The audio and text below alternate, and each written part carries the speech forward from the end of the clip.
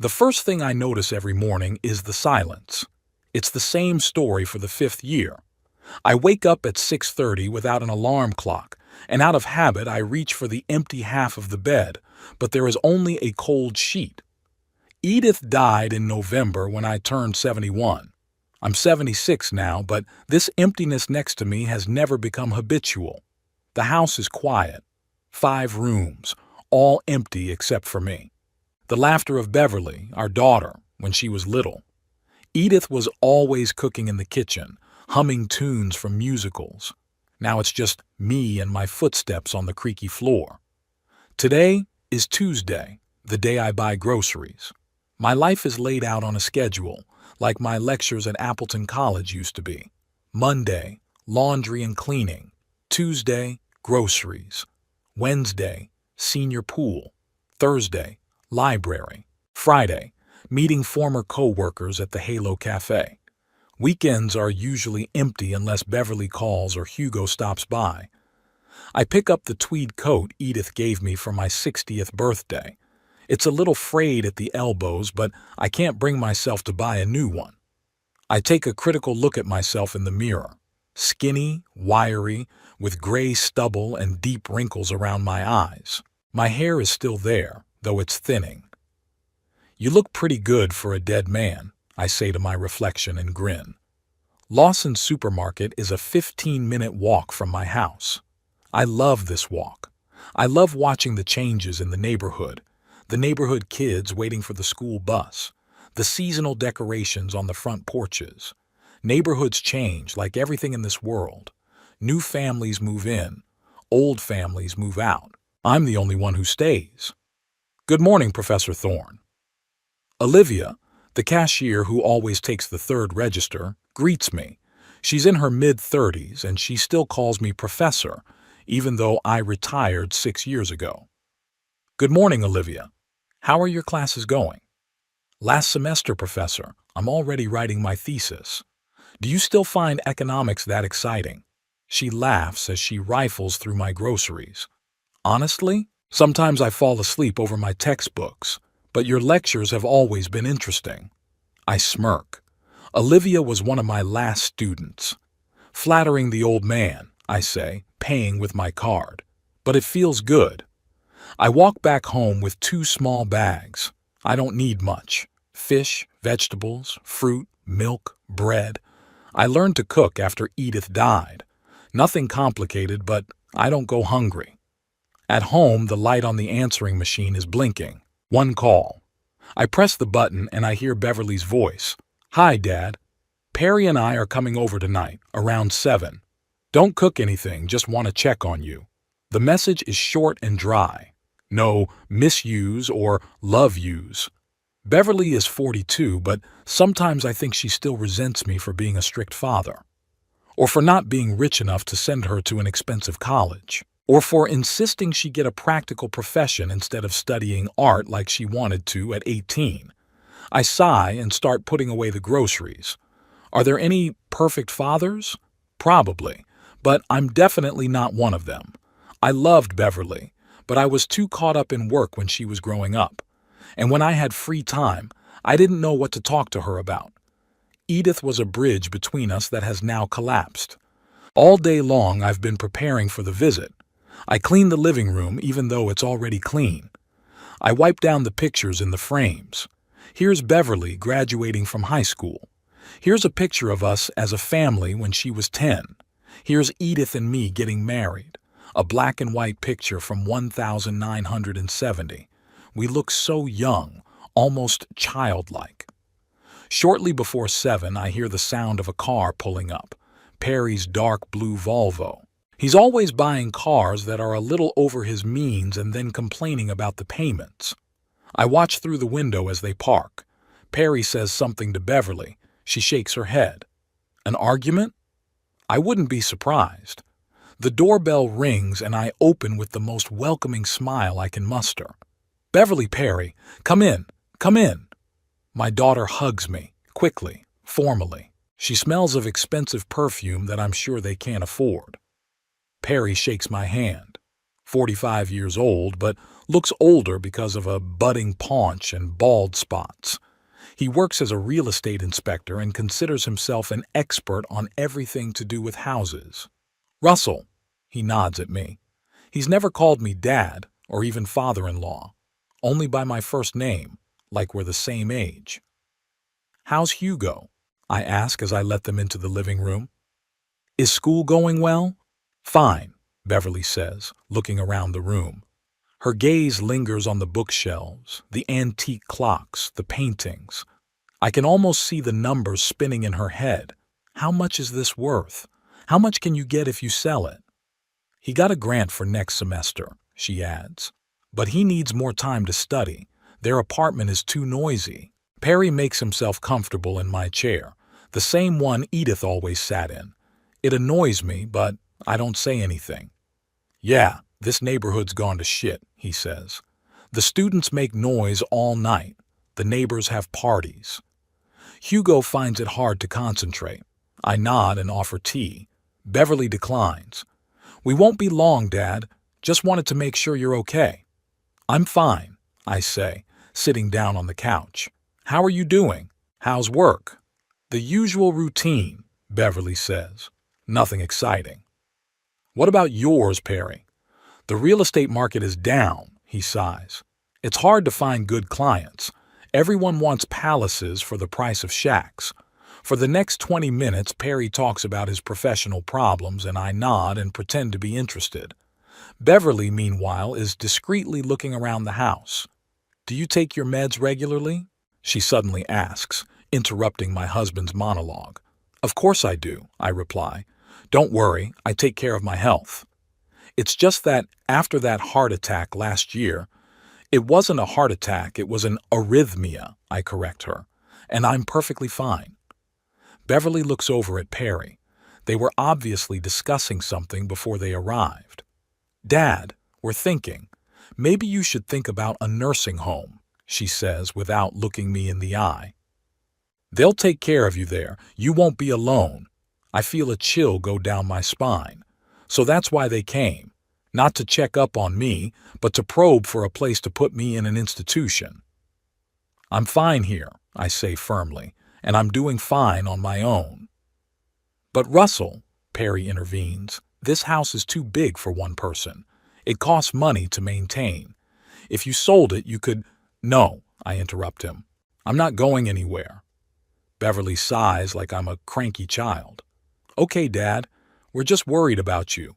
I realize they're not worried about me, they're worried about my money and this house. They don't know exactly how much I have in savings, but they're guessing a lot. I've always been frugal. Edith and I have been saving for a rainy day, living modestly despite my good professor's salary. The rest of the visit passes in tense silence. When they leave, I feel both relieved and sad at the same time. When did we become such strangers? In the evening, Hugo calls. My grandson is the only ray of light in this family darkness.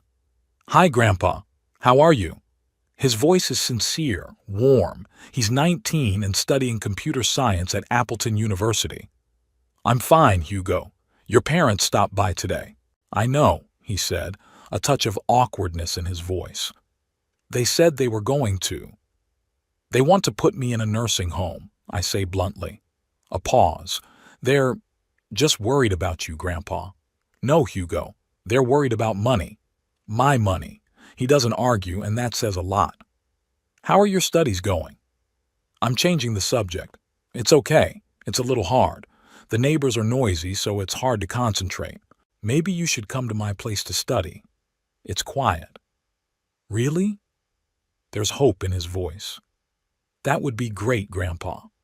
We agree that he'll come on weekends. When we say goodbye, I sit in silence for a long time, thinking. I remember Beverly looking around the house, how Perry talked about too big a house for one person. I don't like their motivation, but they are right about one thing. This house really is too big for me. I think about Hugo, about his noisy neighbors, about how hard it is for him to learn in this environment. And then I think about Beverly and Perry living in a cramped apartment, even though they could have something better if it weren't for Perry's desire to live beyond his means. The idea forms gradually, but when it's fully formed in my head, I wonder why I didn't think of it sooner. I could buy them a nice house in a quiet neighborhood where Hugo could study in peace. I envision my daughter and her family living in a beautiful home, our relationship improving, me spending more time with my grandson. Resolved. Tomorrow I'll start looking for the right house. I have enough savings and I can afford it. Maybe this gesture will finally melt the ice between us. Maybe Beverly will remember that she once loved her father. Maybe I'll see a real smile on her face again, not out of politeness, but out of love. With that thought, I go to bed feeling more energized than I have in all these years since Edith's death. I have a goal. I have a plan. The first thing I do is call Selwyn Kipling, a realtor I met back in my teaching days. He was one of those students who really excelled, opened his own real estate agency on Maple Street in historic downtown Appleton. "Professor Thorne," Selwyn exclaimed when he heard my voice. "What a pleasant surprise. What can I do for you?" "I want to buy a house," I said bluntly, "for my daughter and her family." Pause. "That's, a generous gift, Professor." "You can call me Russell Selwyn. You haven't been my student for a long time." He laughed. "Habit." "So, what kind of house are you looking for exactly? Budget?" I named an amount and he whistled. "That opens up some good possibilities. Have you thought about the neighborhood?" "Something quiet, but not too far from the university. My grandson goes there." "There's a couple of options in West Hill. Great neighborhood, upscale but not flashy. Mostly professors and doctors. Quiet, lots of greenery. Sounds nice." "I can show you 3 houses tomorrow. There's one in particular on Oak Lane. I think you'll like it." I agreed to a meeting. As I hung up the phone, I felt a slight thrill. I was doing something significant, something that would change my relationship with my daughter. Maybe, for the first time in years, I felt like I was acting like a real father. Oak Lane was exactly as I'd envisioned it. A wide street with century-old oak trees providing natural shade for the well-kept houses with neat lawns. Number 27 stood out for its elegant simplicity, a 2-story house with a white facade, dark blue shutters, and a porch decorated with classical-style columns. "Built in 1950, Selwyn said, opening the front door. "Completely renovated 5 years ago. 4 bedrooms, 3 bathrooms, an office, a spacious kitchen with a living room. And the main attraction." He led me through the house to the back porch. A well-tended garden with cherry trees and a small pond opened up in front of us. "It's impressive," I admitted. "The previous owners are moving to California," Selwyn explained. "He's a botany professor. She's a landscape designer. The garden is their pride." We walked around the house. I imagined Hugo studying in the study overlooking the garden, Beverly cooking in the spacious kitchen, even Perry hosting guests in the living room. It was the perfect home for a family, a house they could never have afforded on their own. "I'll take it," I said to Selwyn as we walked back to the car. "Are you sure? We haven't seen any other options yet." "We don't need to. This one fits perfectly," Selwyn smiled. "Your daughter is a lucky woman, Professor. Not everyone gets such a gift from their father." I only nodded, not saying aloud what I thought, if only she appreciated it. The next 2 weeks were filled with paperwork. I didn't inform Beverly of my plans, deciding to surprise her. Only after all the paperwork was signed and the house officially came into my possession did I decide to visit my daughter. Their apartment was in a high-rise building on the outskirts of Appleton. The neighborhood wasn't the worst, but it was noisy. Student dorms, bars, convenience stores. Not a good place to study. I rang the doorbell, holding a bottle of wine and a bouquet of flowers for Beverly. Hugo opened the door and his face brightened. "Grandpa!" He hugged me. "Why didn't you tell me you were coming?" I wanted to surprise him. I patted him on the back. "Are your parents home?" "Mom's in the kitchen. Dad's watching TV." I walked into the small living room, which was the dining area. Perry was sitting in a chair, staring at the huge TV that took up almost the entire wall.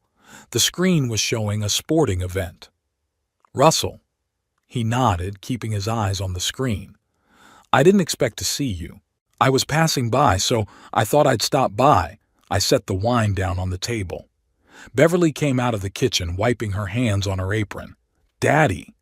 She sounded surprised, but not happy. "Is something wrong? Does something have to happen for me to visit my daughter?" I handed her the flowers.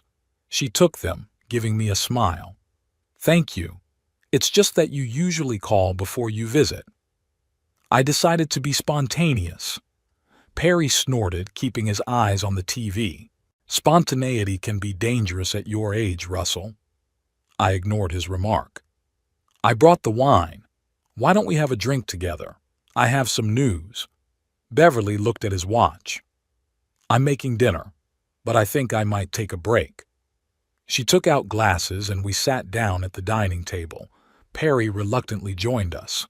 "So, what's the news?" Beverly asked as I poured the wine. I took a sip, gathering my thoughts. "I bought you a house." Silence. Beverly and Perry stared at me with the same expression of shock. "What did you do?" Beverly finally said. "Bought you a house," I repeated. "In West Hill. 4 bedrooms, lovely garden, quiet neighborhood, close to the university. Perfect place for Hugo to study." Hugo, who had heard our conversation from his room, popped into the living room. "Really, Grandpa? A real house?" I smiled at him. "Yes, and you'll have your own bedroom overlooking the garden." Perry put down his glass. "Russell, we can't accept a gift like that. It's too much." But his eyes said otherwise. They lit up at the mention of West Hill, the most upscale neighborhood in Appleton. "I insist," I said firmly. "I'm already arranging the deed of gift. The house will be all yours." "Daddy," Beverly looked confused. "That's very generous, but—" "No buts." I held up my hand. "I don't want the house. You do.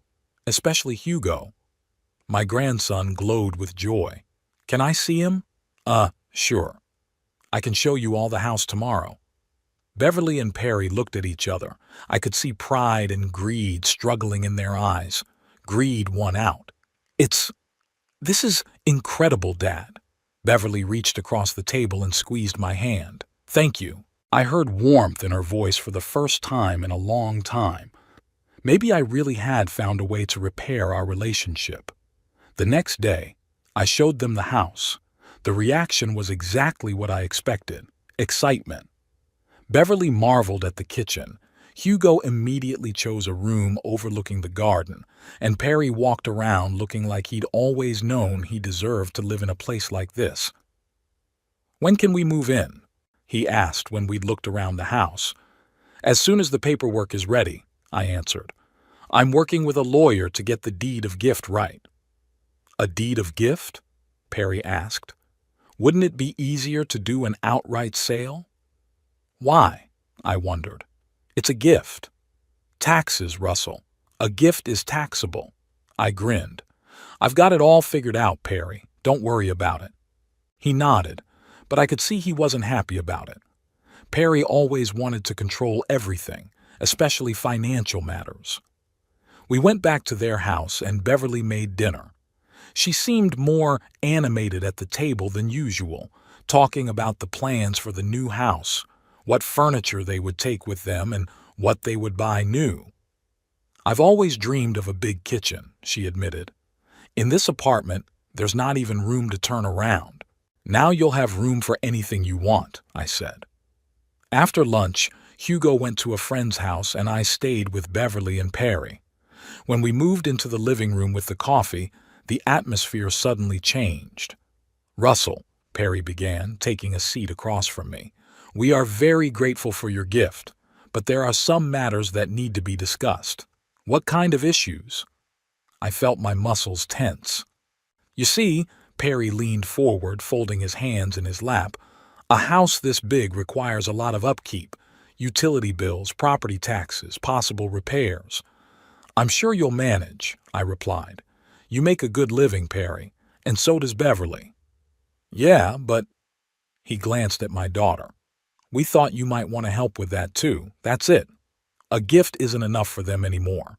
Perry thinks, Beverly interjected, that it would be wise to set up a small trust fund to maintain the house.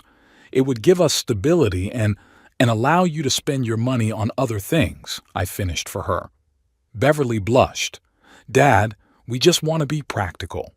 The house is worth over $1 million, I said quietly. I give you a house worth over $1 million and you ask for more? Perry leaned back in his chair, clearly unhappy with my reaction. It's not a matter of greed, Russell. It's a matter of practicality. You taught Beverly to be practical. I taught her to be grateful, I countered, and to live within her means. Daddy, Beverly's voice became pleading, we're very grateful. We really are. But the upkeep of a house like this… You both work, I interrupted. Your salaries are good. If you can't afford to keep the house, maybe I should reconsider. That silenced them.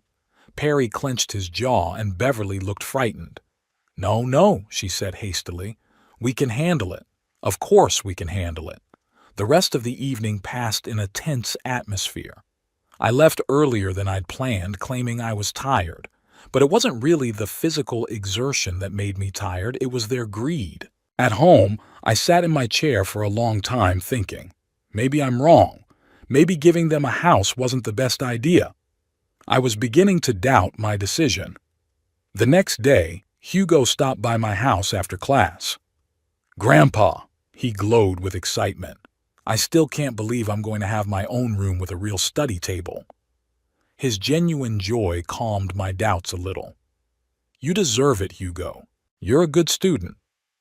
You know, I'm even thinking of taking some of my classes home next semester, he continued. It's so good to think in this room.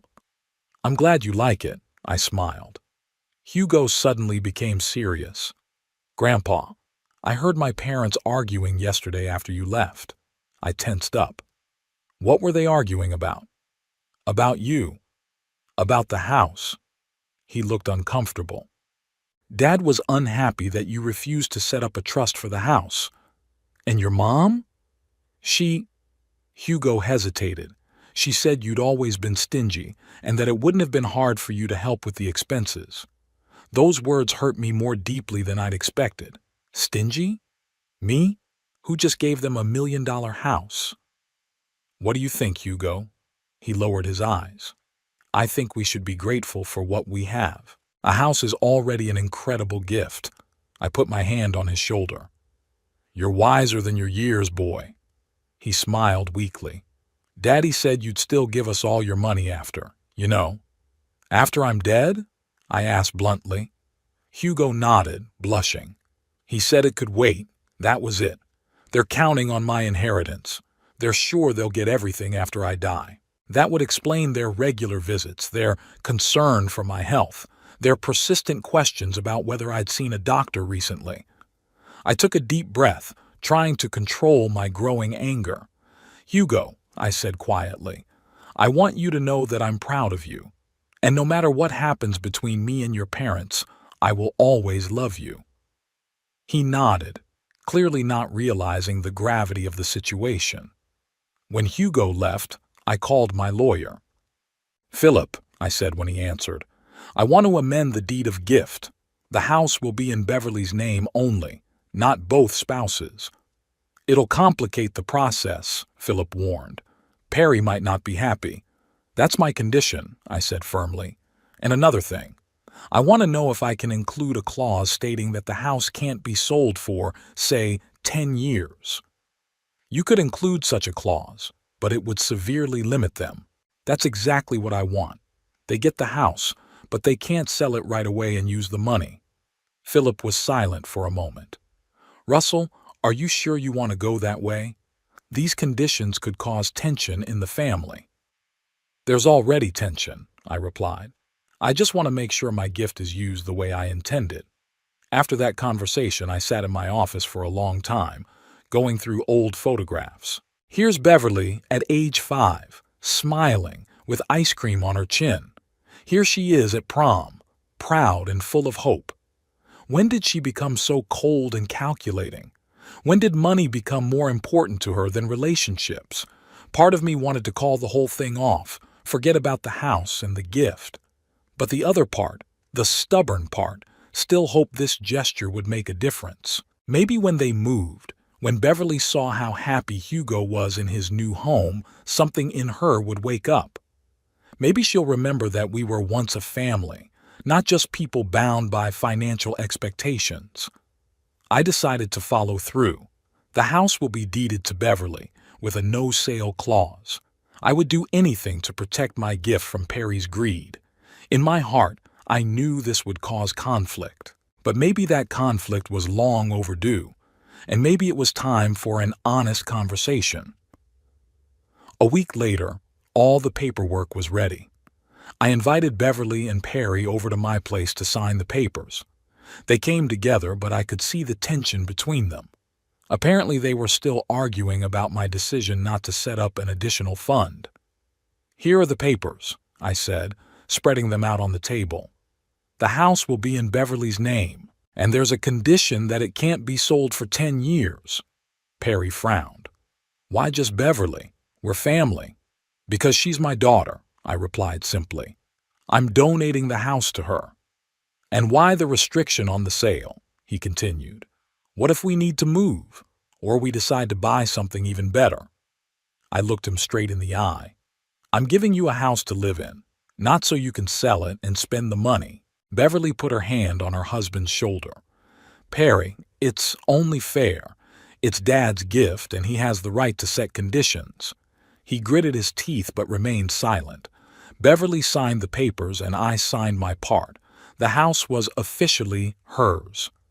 "Congratulations," I said, handing her the keys. "I hope you'll be happy in your new home." She hugged me, and for a moment I thought I felt genuine gratitude in that embrace. But when she pulled away, her eyes were already dry and practiced. "When can we move in?" "The house is all ready," I answered. "You can move in tomorrow." Perry still looked unhappy, but he held back. "Thank you, Russell," he said at last. "It's a generous gift." "You're welcome," I replied. "I'm doing this for Beverly and Hugo."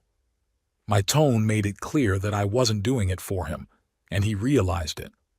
There was a flicker of dislike in his eyes, but he quickly hid it behind a polite smile. I walked them to the door, and as they left, I heard Perry say quietly to Beverly, "As soon as he changes the will, we'll sell this house, despite his conditions." Beverly hissed at him, but didn't object. I closed the door and leaned my back against it, feeling a mixture of sadness and determination. My daughter and her husband only saw me as a source of money, but I still hoped my gift could make a difference. If not for their sake, then at least for Hugo's.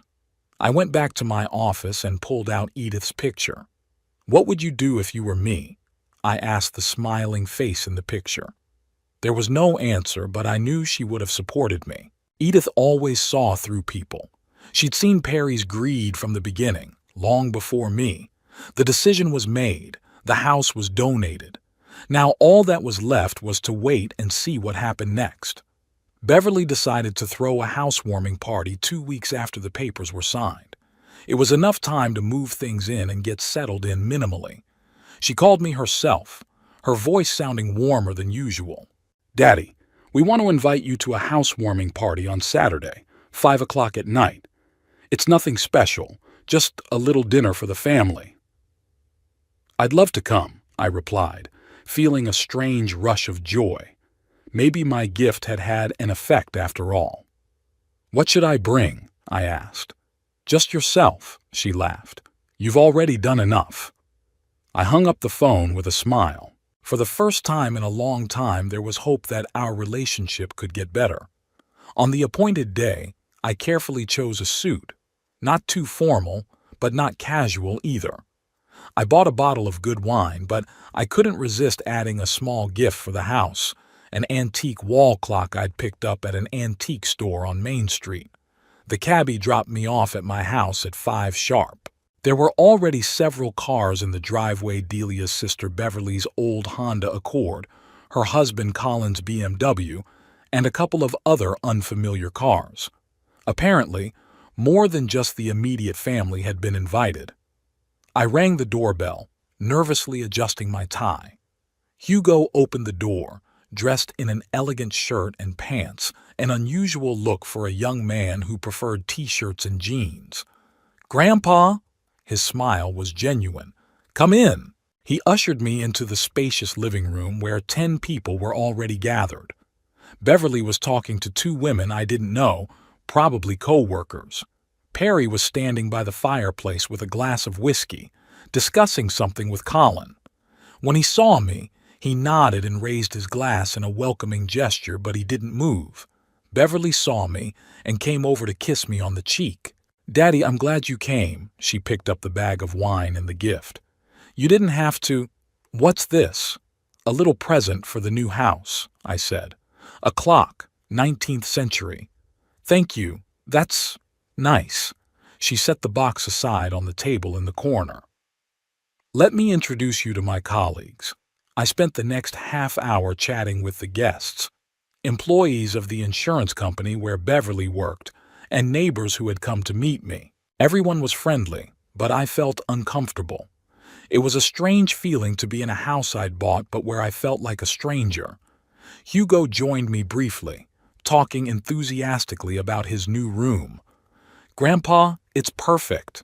I've arranged all my books, put a desk by the window. I can see the apple tree. Now I can study without being distracted by noise." "I'm glad to hear that," I smiled, looking at his enthusiastic face. "How are things at the university?" "Much better. I got the highest grade on my last programming paper." "Good for you." I patted him on the shoulder. At that moment, Perry announced that dinner was ready and everyone headed for the dining room. The large oval table was beautifully set. I noticed that Beverly had used the china set that had been passed down to her from Edith A. Good Sign. She remembered the family tradition.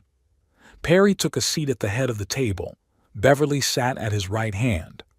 I was seated almost at the end of the table, between a woman I didn't know, apparently a neighbor, and Delia, who was always more welcoming to me than her own daughter. "You look beautiful, Russell," Delia said when we were settled. "How are you doing?" "Not bad, thank you," I replied. "How are your kids?" Bridget just got a promotion at the bank and Sydney got into medical school. She was obviously proud of her children. "Tell them congratulations." Perry stood up with glass in hand, calling everyone to attention. "Friends, family, thank you for joining us on this special day. We are delighted to welcome you to our new home." He looked around the room, lingering on me for a moment before continuing. "As you know, we had long dreamed of a home of our own. A place where Hugo could study in peace, where Beverly could have visitors, where we could make new memories." The guests nodded approvingly. I waited for him to mention who had given them the house, but Perry continued. "This house is a new chapter in our lives, a place where we will build our future, free from the past limitations." He looked at me, and I felt an unpleasant chill. "What does he mean by past limitations?" "To new beginnings," Perry proclaimed, raising his glass. "To new beginnings," repeated the guests, raising their glasses. I drank too, but with an unpleasant feeling in my chest. Not a word of thanks, not a single mention of my gift. Dinner passed in a pleasant atmosphere. The food was delicious. Beverly was always a good cook. The conversation flowed freely, moving from politics to local news, from discussing the latest movies to summer vacation plans. After dessert, Perry offered a tour of the house for those who hadn't yet seen all the rooms. Most of the guests rose from the table, but I stayed behind, finishing my slice of apple pie. "Would you like to see what they've done with the second floor?" Delia asked, lingering with me. "I saw the house when I bought it," I answered. "I'm more interested in seeing if they're comfortable here." Delia nodded understandingly. "It's a very generous gift, Russell. Not every father can do that." "I just wanted to help," I said. "Especially Hugo. He needs a quiet place to study." "Beverly is very lucky," Delia said quietly. "I hope she realizes that." We exchanged glances. Delia had always been observant and seemed to understand the true nature of relationships in my daughter's family. When the guests returned from their tour, I noticed that the conversation had taken a new direction. They discussed possible remodeling, renovations, and replacing plumbing fixtures. "We're thinking of removing the wall between the kitchen and the small living room," Beverly told her co-workers. "Create a more open space." "And I suggest replacing all the wiring," Perry interjected. "It's an old house, you never know." "But the wiring was completely replaced 5 years ago," I pointed out. "I'd been shown the paperwork before I bought it." Perry gave me an annoyed look. "Russell, with all due respect, I'm a real estate inspector. I know what to look for." "Sure," I backed off, not wanting to argue. The evening went on, but I was feeling increasingly redundant. Beverly barely paid attention to me, preoccupied with the guests. Perry made no secret of his impatience whenever I entered into conversation. Only Hugo came up to me occasionally, talking about his plans for the room. Around 8 p.m., most of the guests began to say their goodbyes. I, too, decided it was time to leave. "Thank you for a lovely evening," I said to Beverly when we were left in the relative privacy of the hallway. "The house looks wonderful." "Thanks, Daddy," she smiled, but the smile didn't touch her eyes. "And thank you for coming." "Can I come by from time to time?" I asked. "To check on you, to see how Hugo's—" Beverly hesitated. "Sure, but, we're going to be very busy for the next few months. Renovations, settling in. Wouldn't it be better if we came to see you on our own?" I felt a pang of disappointment. "Whatever's convenient for you." At that moment, Perry came up to us. He'd had enough to make his face red and his speech a little less clear. "Beverly, Colin's asking about that antique cabinet. Would you mind?" "Yeah, sure." She threw me an apologetic look. "I'm sorry, Dad." When she left, Perry turned to me. His eyes were cold despite the alcoholic intoxication. "You know, Russell," he said quietly, "I've always respected you. A professor, an intellectual. But now I'll be blunt. Your time has passed." I was so stunned by that statement that I didn't answer right away. "What do you mean?" "We're grateful for the house," he continued. "We really are. But now we have to make a life for ourselves, without always looking to you." "I don't know where you're going with this, Perry." He stepped closer, lowering his voice so no one could hear us. "I'm saying that your constant presence, your calls, your advice, we don't need it anymore. We have the house. What more can you give?" I felt the blood rush to my face. "I'm not trying to give anything. I just want to be a part of my daughter and grandson's life." Perry grinned. "Look, we all know how this works. You made your move. You donated the house. Very generous, no argument.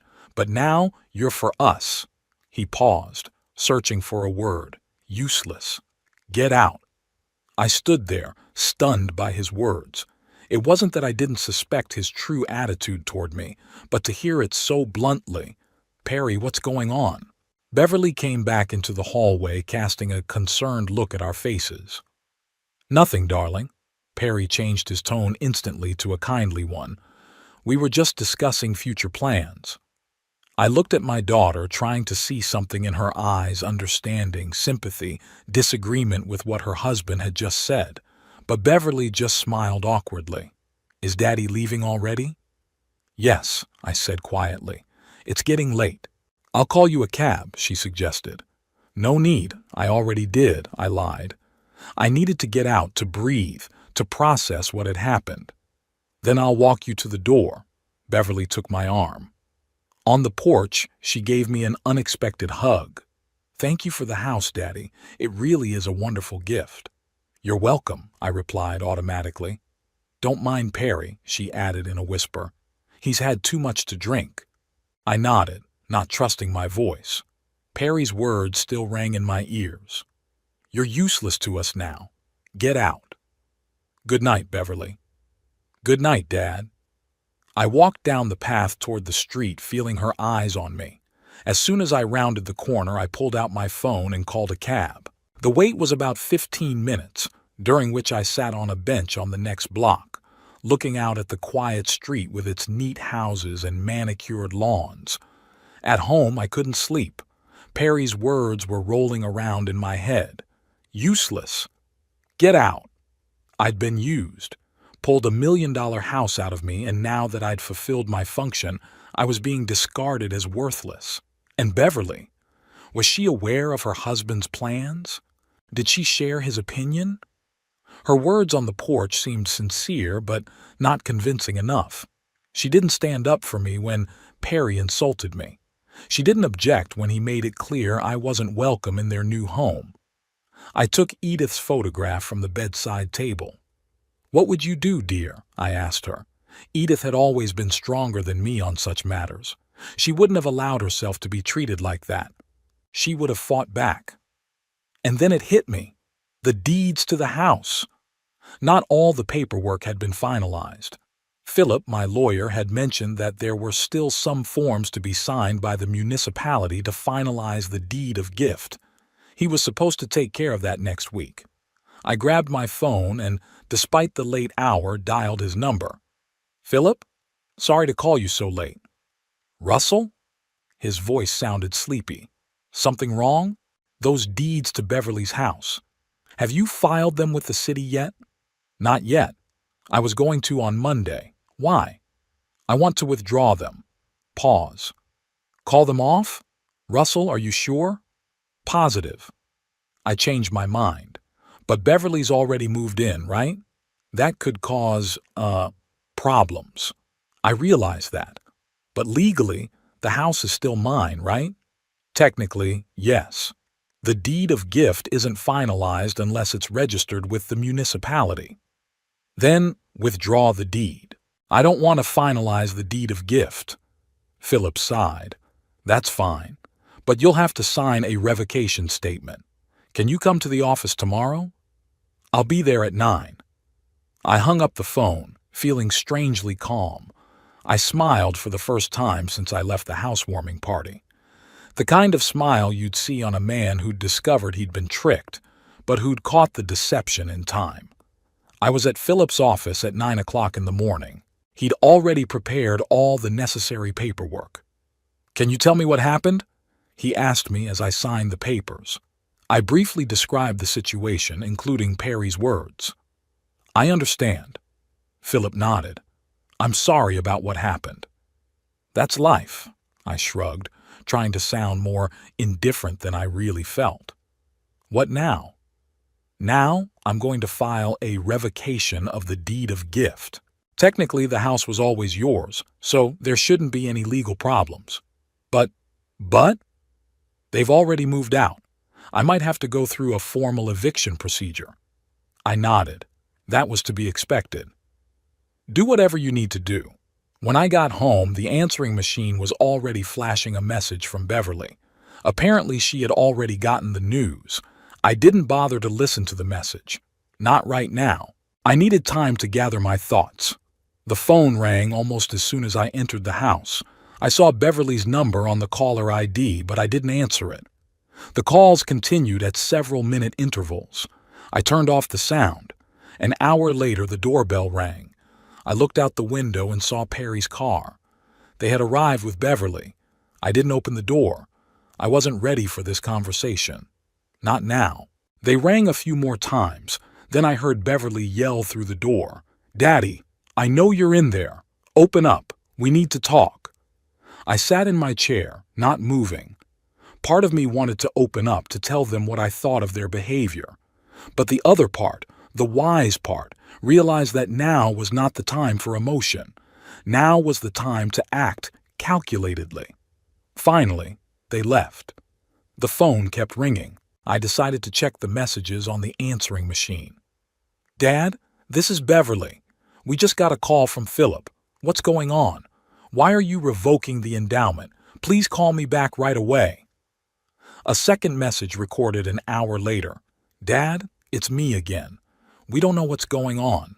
If this is about last night, Perry just had too much to drink. He didn't mean what he said. Please, let's meet and talk it over. Third message, another half-hour later. Dad, you can't do this to us. We've already moved in. Hugo has his room set up. You can't just change your mind. It's not fair. Call me back right now. I could hear the panic in her voice. I pictured her and Perry conferring frantically, trying to figure out how come their plan had fallen apart, how they were trying to figure out what to tell me to change my mind. The phone rang all day. I didn't answer it. I needed time to think things through, time to decide what to do next. In the evening, a message came from Hugo. Grandpa, what's going on? Mom and Dad are terrified. They say you're taking the house. Is this true? Please answer. That message made me wince. Hugo. He was the only innocent in this situation, the only one I really wanted to please with my gift. But I didn't answer him either, not now. I had to get my thoughts and feelings in order first, decide how to proceed. And most importantly, I had to make sure no one else could use me the way Beverly and Perry had. I sat in my chair until late at night, looking at Edith's picture and thinking about how things had turned out. I wanted to do a good deed, to help my family. And in the end, I found out the bitter truth about how they really felt about me. You're useless to us now. Get out. Those words no longer hurt me. They gave me strength now. Strength to do what I should have done a long time ago. Stop letting others use me and start living for myself. Morning brought the pounding of rain on the roof and a new batch of messages on my answering machine. I'd only slept 4 hours, but I felt a strange clarity in my head. It was as if years of fog had suddenly dissipated and I was finally seeing the world for what it was. I brewed some coffee and sat back in my chair, listening to the new messages. Dad, it's me again. Beverly's voice sounded not just agitated anymore, but really angry. You can't just ignore us. We've already moved in, contracted utilities, ordered furniture. You've put us in a terrible position. If you don't call back before lunch, we're coming again. The next message was recorded deep into the night, at almost 3 o'clock. I don't understand how you can do this to your own daughter. I could hear tears in her voice, but there was something else, a calculating quality I hadn't noticed before. After everything we've done for you, I visited you every week, worried about your health, and you... It's so cruel, Dad. Think of Hugo. You're ruining his future. I shook my head. After all we've done for you. So that was it. It turns out their infrequent visits and superficial concern is a favor to me, not a natural manifestation of family bonds. The last message was left just an hour ago. Dad, I apologize for my message yesterday. I was upset. Let's just talk. We can talk things out like adults. Please call me back. Her voice sounded softer, but this sudden change in tactics only confirmed my suspicions. Beverly wasn't genuinely remorseful. She was looking for a new approach that might work. I decided not to call back just yet. I needed time to myself to sort out my own feelings. I spent the entire day doing the usual chores: laundry, cleaning, reading.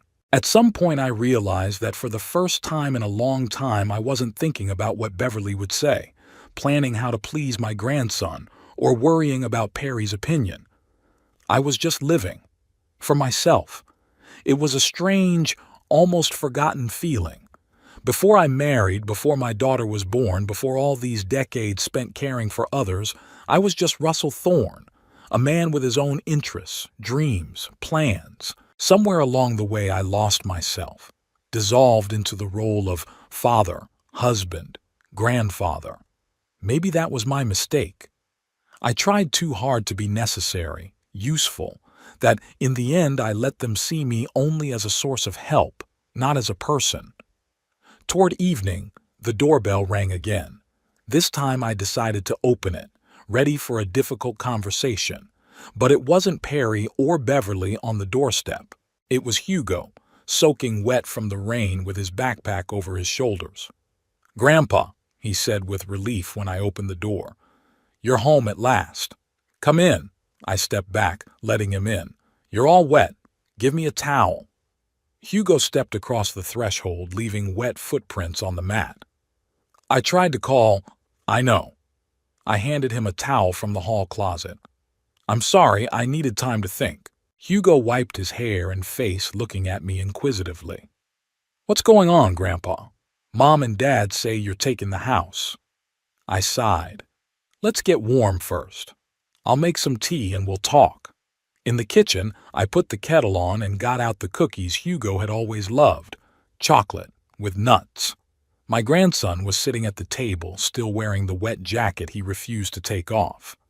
I won't be long, he said, noticing my gaze. I just want to see what's going on. The kettle boiled, and I poured the tea into mugs. What did your parents tell you? Hugo wrapped his hands around the mug as if trying to warm himself. That you suddenly decided to cancel the gift, that you weren't answering your cell phone, that we might end up on the street. I shook my head. That last one was a clear exaggeration. You still have the apartment, right? Yeah, but, we've already canceled the lease. We have to vacate it in 2 weeks. I'm sitting across from my grandson. Hugo, you were at the housewarming party. Did you hear what your father said to me? He lowered his eyes. No. I was upstairs showing my room to Colin and Delia. I see. I sipped my tea, gathering my thoughts. Your father told me that now that they got the house, they didn't need me anymore, that I was useless and should get out. Hugo looked up at me in shock. Daddy couldn't say that. He could, and he did. My voice was calm. And it made me think. I didn't buy this house to get kicked out of my family's life. I did it to help, especially you. But if the price of that help is that I become persona non grata, well, that's an unacceptable price to pay. Hugo looked confused. But Mom says Dad just had too much to drink, that he didn't mean it. What do you think? I asked. You know your father. Does he often say one thing and think another? Hugo wrinkled his nose. We both knew the answer. But still, grandfather, to take away a whole house because of one rude thing. It's not just that, I sighed. It's about the whole situation. The way your parents have treated me over the past few years. I'm not a father or grandfather to them, but a wallet on legs, a source of potential inheritance. That's not fair, Hugo objected, but without conviction. Maybe, I agreed. But put yourself in my shoes. You give an expensive gift and in return you hear that you don't need it anymore? How would you feel? Hugo thought for a moment, twirling the mug in his hands. I'd be offended, he finally admitted. But still, grandfather, this is my home too. My room. A place where I can finally study in peace. His words touched something inside me. I remembered how enthusiastic he was about his new room, how happy he was to be able to study in silence. I understand, Hugo, and I'm sorry you're in the middle of this conflict. But sometimes in life, you have to make hard choices. And you choose to punish us all? I could hear the bitterness in his voice. No, I shook my head. I choose not to let myself be used. There's a difference. We stopped talking. Outside the window, the rain intensified, pounding on the windows. Hugo chewed on a cookie, absorbed in his own thoughts. What's going to happen now? He finally asked. Legally, the house is still mine, I answered. The deed of gift has not been finalized. Your family will have to find another place to live. And you won't change your mind? I met his gaze. And your parents? Have they changed? Valued me more as a person than as a source of wealth? Hugo averted his eyes. Mom's been crying all morning. Dad's angry. They say you're, he stammered, that I'm what? That you've become violent, that you can't be trusted, that maybe you're starting to get dementia. I grinned bitterly. See? Instead of admitting their mistake, they prefer to think I'm crazy. I don't believe you have dementia, Hugo said quickly. You're more lucid than many young people. Thank you, I smiled at him. At least you don't think I'm out of my mind. We were silent again. Hugo finished his tea and set the mug on the table. I have to go. My parents don't know I'm here." "I understand." I stood up. "Hugo, I want you to know that no matter what happens between me and your parents, you will always be my grandson. My door is always open to you." He nodded, avoiding my gaze. "And you really won't answer your mom's calls?" "I will," I said. "But first I need to get my feelings straight. Otherwise, this conversation will be useless." Hugo headed for the door, but stopped in the hallway. "Grandfather," he turned to me, his face as serious as an adult's. "I don't know who's right in this situation, but I don't want to lose you." I hugged him, feeling my heart clench. "You won't lose me, I promise." When Hugo left, I stood at the window for a long time, watching him walk in the rain toward the bus stop. A boy caught between two worlds trying to stay loyal to both sides. In the evening, the phone rang again. This time, I answered it. Russell Thorne. "Dad!" Beverly's voice sounded both relieved and tense. "It's about time. Why didn't you answer the phone?" "I needed time to think," I answered calmly. "Think? Dad, you've put us in a terrible position. We've already moved in. We've unpacked. Hugo has his room set up." "I know. He came by today." Pause. "Hugo was at your place?" He didn't say anything. He was worried about me and the situation. "Daddy," her voice became pleading, "let's meet and talk it over. I'm sure we can find a solution." "What solution, Beverly?" I asked quietly. "Do you want me to forget that your husband told me to get lost because I'm no longer needed?" "That's not what he meant," she exclaimed. "He'd had too much to drink. He was excited about the housewarming party." "No, Beverly," I interrupted. "That's exactly what he meant, and we both know it." Silence on the other end of the line. "Okay," she said finally, and her voice changed, became colder. "Let's say Perry was rude, but taking our home away from us is too much. It's cruel, Dad." "Cruel?" I could feel the anger rising up inside of me. "You know what's cruel? Treating your father like an ATM machine. Coming over only when you need money or help. Saying behind my back that I'm stingy and useless." "I never said." "Hugo heard your conversation," I said, "after the housewarming party." Silence again. "Daddy." Now there was desperation in her voice. "What do you want us to do? You want us to apologize on our knees? All right, I'll come and do it. Just don't take the house away, I beg you." I sighed. Even now, she didn't understand the problem. "I don't want an apology on my knees, Beverly. I want you to realize that I'm your father, not an ATM machine. That I deserve respect not for what I can give, but for who I am." "Of course you do, Dad." Her voice became sweet. "I've always respected you. You know how much I love you." "Beverly," I interrupted her, "let's not do this. We both know that's not true." "What are you talking about?" Now she sounded insulted. "I'm your daughter. Of course I love you."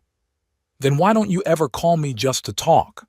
Why don't you invite me to dinner without a special occasion? Why is it that every time we see each other, you look around my house, evaluating what you can sell after I'm dead?"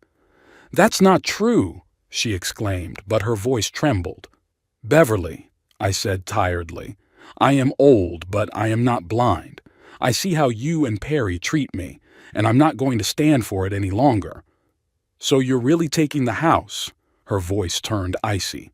"I am." "You're going to regret it," she said quietly.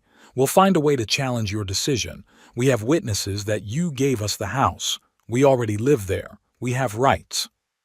"Do what you think is right," I replied. "But legally, the house is mine. The gift wasn't finalized." "This isn't over, Daddy," she said, her voice threatening. "I won't let you do this to us." "Goodbye, Beverly." I hung up the phone, feeling strangely empty. I couldn't sleep all night, replaying our conversation in my head. Beverly hadn't expressed the slightest bit of remorse or understanding, only demands and threats, like I wasn't a father but an adversary in a business deal. When did this happen? When did my little girl, who once sat on my lap and asked me to tell a story, turn into this cold, calculating woman. Maybe it was my fault? Maybe I didn't pay enough attention to her when she was growing up. Or did I focus too much on her material well-being, forgetting about the spiritual? In the morning, I was awakened by the doorbell. Hugo was standing on the doorstep again, this time without his backpack, but with a determined expression on his face. "Grandpa, we need to talk." I let him into the house, trying to shake off the remnants of a sleepless night. "What's wrong?" "My parents are going to sue you," he said bluntly. "They consulted a lawyer last night." I nodded. That was to be expected after talking to Beverly. "They think they can prove the house was a gift," Hugo continued. "They've got witnesses to the housewarming party, pictures of you handing the keys to your mom." "It's not legally binding," I said, "but they can try." Hugo looked exhausted, like he'd been up all night too. "Grandpa, I don't know what to do. I feel like I should support my parents, but what they're saying about you." "What are they saying?" He lowered his eyes. "That you've always been manipulative. That you only gave us the house so you could control our lives. That you," he stammered, "that you hate Dad and want to destroy their marriage." I shook my head, surprised at how far they were willing to go in their accusations. "Do you believe that?" "No," Hugo answered quickly. "I mean, I don't know. I'm confused." I walked over to him and put my hands on his shoulders. "Hugo, listen to me. You don't have to choose sides. This is a conflict between me and your parents, and you don't have to take sides. But they expect me to take sides against you," he said quietly. "And I can't. And you don't have to." I squeezed his shoulders. "The only thing you have to do is learn to see people for who they are. Not to idealize them, but not to demonize them." Hugo looked up at me. "What do you mean?" "Your parents are not villains," I explained. "They're just people with their own weaknesses and flaws. Your father is too proud and materialistic. Your mother is too dependent on his opinion. But they love you, and I'm sure somewhere deep inside Beverly still loves me too." "Do you?" Hugo asked. "You're not the villain taking the roof over your own daughter's head?" I smiled. "No, Hugo. I'm just an old man who's tired of being used, who finally decided to stand up for himself." Hugo stared at me for a long time, as if he were seeing me for the first time. "You know," he said at last, "when I was little, my mom used to say that you were a strict father, that you always demanded more from her than she could give. I thought you'd be like that with me too, but you were always kind, supported me, never forced me to be anything I didn't want to be." "Because I learned from my mistakes," I admitted. "I was really too hard on your mom, too focused on her success instead of her happiness. I didn't want to make the same mistakes with you." "So, you admit you're not perfect either?" Something akin to respect flashed in his eyes. "Of course," I nodded.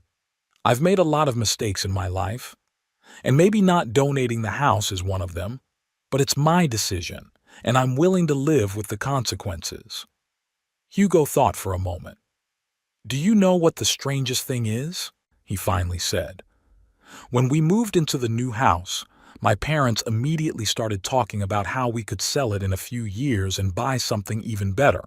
They were already planning to violate your 10-year clause. Dad said he would find a legal loophole. This information didn't surprise me, but it was still painful.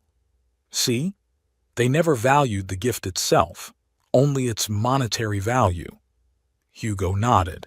"I'm beginning to understand." He looked at me with renewed determination. "Grandfather, whatever happens to the house, I want you to know that I'm on your side. Not because you're right or wrong, but because you deserve to be treated better." I hugged him, feeling a lump come up to my throat. "Thank you, Hugo. It means more to me than you can imagine."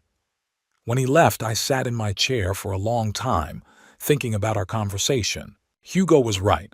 I'm not perfect. I've made mistakes.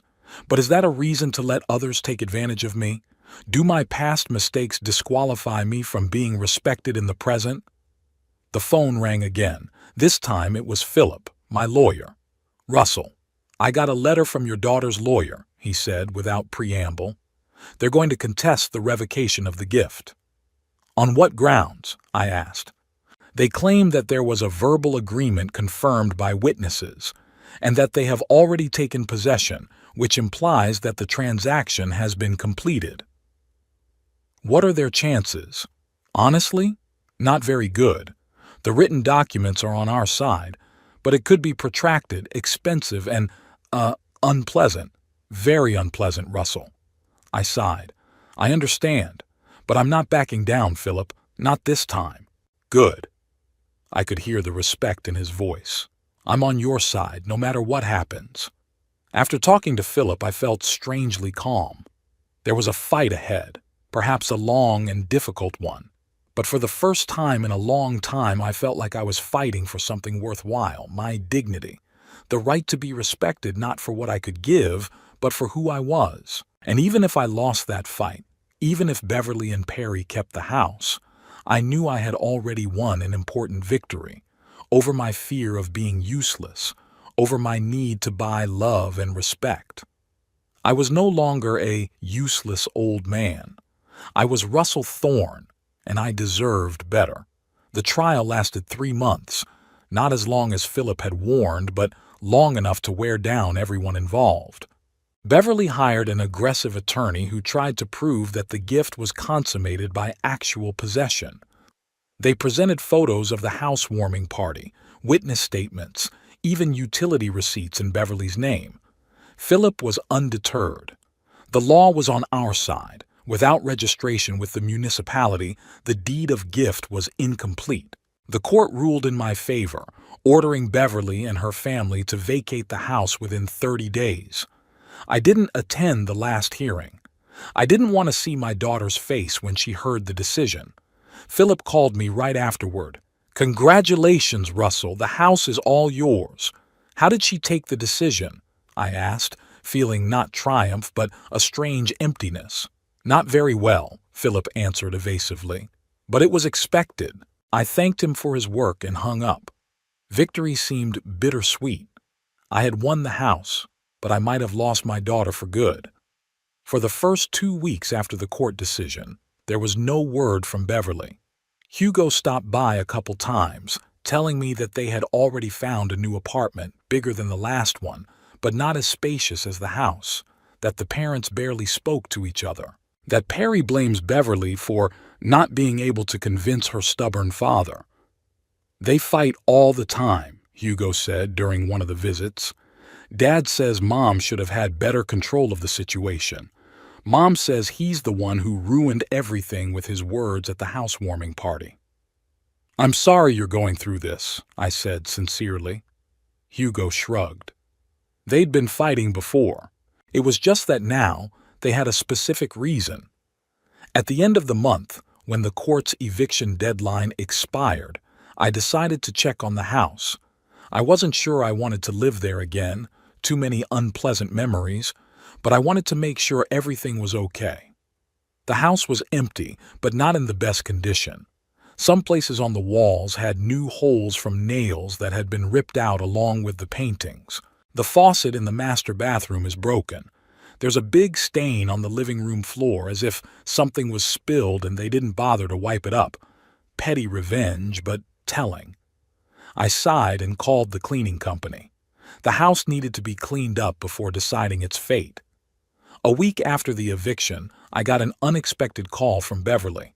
I almost didn't recognize her voice, so soft and almost ingratiating. "Daddy, it's me. Can I talk to you?" "Of course," I answered, preparing myself for more accusations or threats. I wanted to apologize," she said, and I almost dropped the phone in surprise. "For everything that happened, for the trial, for our behavior." I paused, trying to see if she was sincere. "What made you change your mind?" I finally asked. Beverly sighed. "Perry and we're having problems, financial. He's gotten into debts I didn't know about. Credit cards, consumer loans. We can barely afford a new apartment." "Oh, that's it. It wasn't remorse, it was neediness that led her to apologize. "I'm sorry to hear that," I said neutrally. "Dad," her voice became pleading, "I know we did a terrible thing, especially Perry, but I'm your daughter. Can't you help us, even for Hugo's sake?" "What exactly do you want me to do?" I asked bluntly. "We need money," she admitted. "Just a little. Just for the down payment on the apartment. We'll pay it all back, I swear." I closed my eyes, feeling tired from this conversation. "Beverly, let's meet and talk in person. Come to my place tomorrow night, 6 o'clock. Just you without Perry." "Really?" There was hope in her voice. "Thanks, Daddy. I'll be there, I promise." The next day at 6 p.m., Beverly stood on my doorstep. She looked tired, thin, dark circles under her eyes, nervous hands fiddling with the strap of her purse. "Come in," I invited her into the living room, where tea and cookies were already prepared. Beverly sat on the edge of the couch, clearly uncomfortable. I sat across from her, in my favorite chair. "How are you?" I asked, pouring the tea. "Honestly, not great." She took the cup, but didn't drink it. "Things are falling apart, Dad. Perry lost his job 2 weeks ago. He kept it from me, but yesterday he had to come clean. Turns out he's been in debt since before the house. Betting on sports, taking out loans." "How much?" I asked. "Almost 40,000, she lowered her eyes.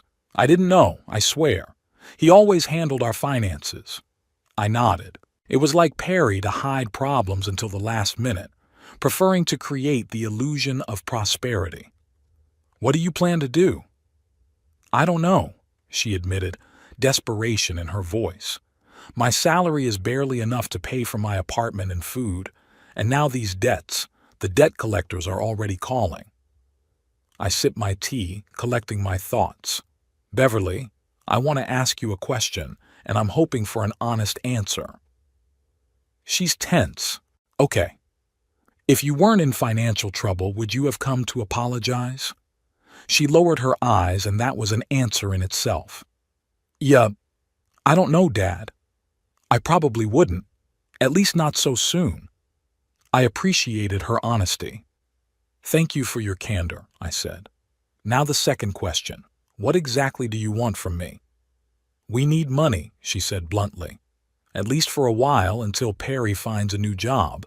I know I have no right to ask after everything that's happened, but—" "You're right," I interrupted her. "You have no right to ask. Not after your husband told me I was useless. Not after you tried to sue me out of my house." Beverly squirmed as if from a blow. "I understand. I'm sorry to bother you." She started to get up. "I'm not done yet," I stopped her. "Sit down, please." She slowly sank back down on the couch. "I'm not going to give you any money," I said firmly. "Not now, not later. But I have another offer." Beverly looked up at me warily. "What was it?" "I can help you find a financial advisor to help you with your debts. I can pay for his services. I can also contact my former students. Many of them have their own companies now. Maybe someone can offer Perry a job if he really wants a job." "But that won't solve our problem right now," she objected. "No, it wouldn't," I agreed. "But it would give you a chance to solve it on your own, with dignity." Beverly looked at me, and I could see the struggle between pride and necessity in her eyes. "What about Hugo?" she finally asked. "If we can't pay the rent, it will affect him." "Hugo can always stay with me until you get back on your feet," I answered. "There's plenty of room, and it would be convenient for him to get to the university." I could see how the thought frightened her. Losing even token control over her son was more frightening to her than financial problems. "No, that's not an option," she said quickly. "We're a family. We need to be together." "Suit yourself," I shrugged. "The offer still stands." Beverly finished her tea and set the cup down. "So you won't give me the money?" "No. And you're not getting the house back?" "No," she sighed. "Well, at least I tried." When she got up to leave, I noticed how much she'd changed over the months. It was like she had aged 10 years. For a moment, I felt a prick of pity. After all, she was my daughter, my flesh and blood. "Beverly," I called to her at the door, "my offer for a financial advisor is serious. Think about it." "I will," she said without much conviction, and left. I didn't expect her to take me up on my offer, but a week later, the phone rang. "Dad," Beverly's voice sounded embarrassed. "About that financial advisor, is that offer still on the table?" "Of course," I answered, hiding my surprise. "I'll contact Michael Dawson. He's the best in Appleton." "Thank you," she said quietly. About the job for Perry." "I've already called a few people," I said. "There's an interview opportunity with a real estate appraisal company, not inspection, but close to his profile." You've already organized everything?" Her voice betrayed surprise. "Yes," I answered simply. "No matter what, you're my daughter, and Hugo is my grandson." Silence on the other end of the line. "Thank you, Daddy," she finally said, and I heard something in her voice that I hadn't heard in a long time, genuine gratitude. Over the next month, things began to slowly change. Perry, after some hesitation, accepted the interview and got the job. The salary was less than the previous position, but it was better than nothing. A financial counselor worked out a debt repayment plan for them, rigid, requiring serious savings, but doable. Beverly started calling more often. At first it was only business, to confirm the details of the meeting with the counselor, to thank her for recommending Perry. But gradually our conversations became more personal. She started asking how I was feeling, talking about her work, about Hugo. Perry kept to himself. He was grateful for the help with the job, but his pride was badly hurt. He avoided face-to-face meetings with me, preferring to convey his thanks through Beverly. Hugo became a real link between us. He visited me often, sometimes staying for the weekend. We talked a lot, not just about his studies or future plans, but about life, about values, about what was really important. "You know, Grandpa," he said one day as we sat on the veranda watching the sunset, "I've learned a lot these months, about people, about how they behave under pressure." "And what have you learned?" I asked. "That people often hide their true motives, that they can say one thing and think another, that even those closest to you can betray you if you put them in certain conditions." "That sounds pretty cynical for your age," I said. Hugo shrugged. "Maybe, but it's better to be prepared for reality than to live under illusions." "What about the good in people?" I asked. "Have you seen anything positive during this time?" He hesitated. "Yes, I saw that people can change. Mom's gotten softer, less materialistic. Even Dad's calmer, though he still has trouble admitting his mistakes." "What about me?" I asked with a smile. "What did you see in me?" "Strength," Hugo answered without hesitation. "I always thought of you as kind, but a little weak, a man easily manipulated. But you were stronger than any of us thought." His words touched me more deeply than I expected. 6 months after the trial, I made a decision about the fate of the house in West Hill. I didn't want to live there. Too many unpleasant associations. I didn't want to sell it either. It was a beautiful house that could be a real family nest. I called Beverly and invited her to lunch. We met at a little Italian restaurant in downtown Appleton. Beverly looked better than the last time I saw her. Apparently the financial situation had gradually stabilized. "How are things with you and Perry?" I asked after we'd ordered. "Better," she replied. "He's happy with his new job. He says it's a friendlier team, less pressure, and we're almost paid off our credit cards with 2 big loans left."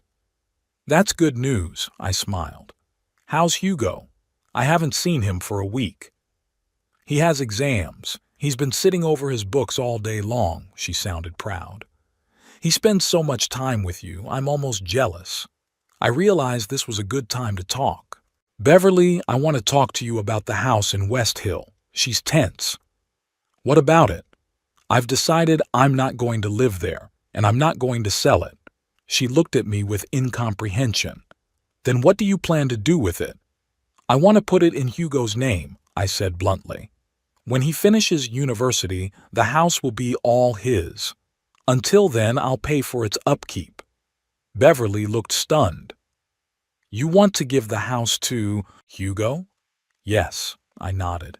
He deserves a good start in life, a place he can call his own. What about me and Perry? Her voice trembled. You can live there with him if he invites you, I answered. But the house will belong to Hugo, and only to him. I could see the emotions changing on her face. Resentment, jealousy, humility. You're still punishing us, she said at last. No, Beverly, I shook my head. I'm just doing what I think is right. Hugo has never tried to use me. He's always been sincere.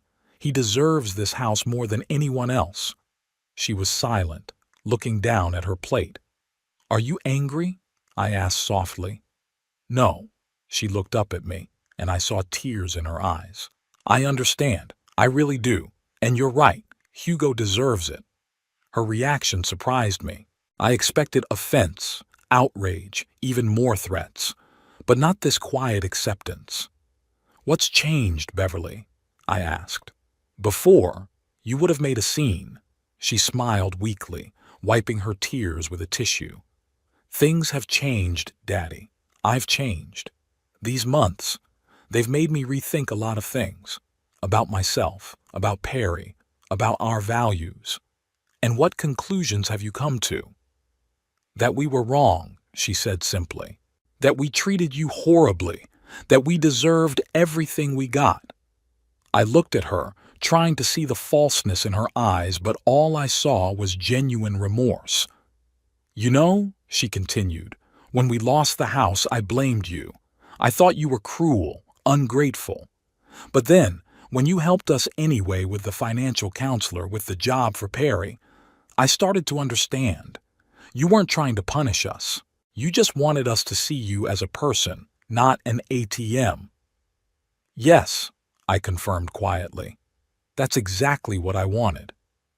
I'm sorry, Daddy. She reached across the table and squeezed my palm. I'm sorry it took so long and painful for me to realize that. I squeezed her hand in return, feeling something warm spill into my chest. Not complete forgiveness, it was too soon for that. But the beginning of something new, something healthier. When I told Hugo about my decision about the house, he was stunned. Grandpa, you can't give me the whole house. It's too much. I can and I will, I said firmly. But on one condition. What? He asked warily. You must finish university with good grades. The house will be your incentive. Hugo laughed. As if I needed an incentive. I'm already doing very well. Then consider this my gift to you, I smiled. You've earned it. It's been a year since I revoked the gift. A lot had changed in that time. Perry had gradually gotten used to his new job, even started to enjoy it. Beverly started calling more often, sometimes just to talk. Hugo spent almost every weekend at my place, often staying overnight. One evening, as Hugo and I sat in my office sorting through old photographs, he asked a question that had apparently been bothering him for a long time. Grandpa, do you regret taking the house from your parents? I thought about it, going over the events of the last year. No, I finally answered. It was painful, but necessary. Sometimes people need to experience loss to realize the value of what they had. Do you think they learned their lesson? Hugo asked. I think so, I nodded, at least partially. Your mom's definitely changed. It's harder with your father, but he's also become less cocky. You know, Hugo said, looking at the picture of all of us together, me, Edith, little Beverly, I realized that this lesson wasn't just for them. It was for me, too. What do you mean? I saw how easy it is to lose yourself in the pursuit of material possessions. How easy it is to forget what's really important. He put the picture back in the album. I don't want to repeat their mistakes. I smiled, feeling proud of my grandson. That lesson had been worth all the trouble then. Later, when Hugo had gone to bed, I sat in my chair reflecting on the past year, about losses and gains, about pain and healing, about how sometimes you have to lose something material to gain something more valuable. I didn't know what the future would bring, whether my relationship with Beverly would ever be truly warm, whether Perry would ever accept me as a family member rather than a source of wealth. But I knew one thing. I was no longer a useless old man. I was Russell Thorne, a man who had finally learned to value himself and demand the same from others. And that realization was worth all the houses in the world.